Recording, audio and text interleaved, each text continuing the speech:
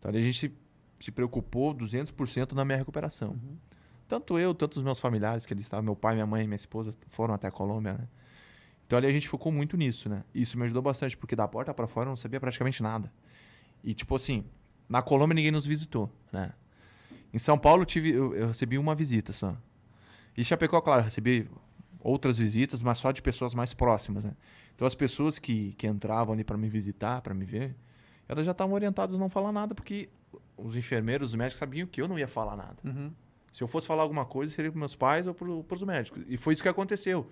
Dei tempo ao tempo e com o passar dos dias eu ia falando algumas coisas.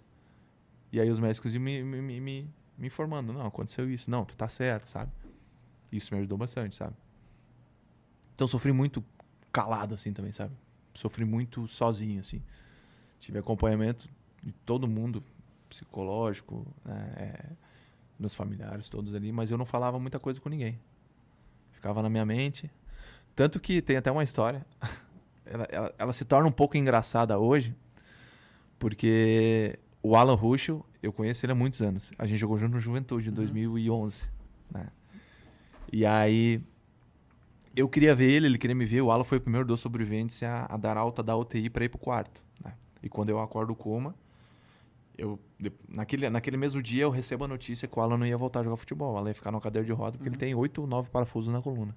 Aí hoje o Alan não joga. Né? Hoje o Alan tá... Então, e como eu já conheci o Alan há muito mais tempo, eu me preocupava, eu queria ver o Alan. E assim, porque o Neto, eu já tinha recebido a notícia que o Neto não estava acordado. O Neto não tinha acordado dentro do coma, né?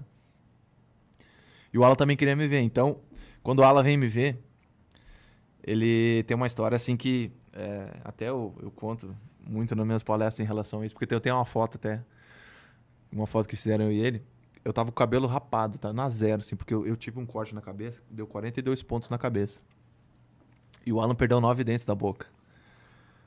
E aí o Alan veio de cadeira de roda, assim, com a enfermeira. Eu não conseguia me mexer, então eu tava sentado, deitado, né? Não me via, enfim. Aí botaram o Alan na minha frente, assim.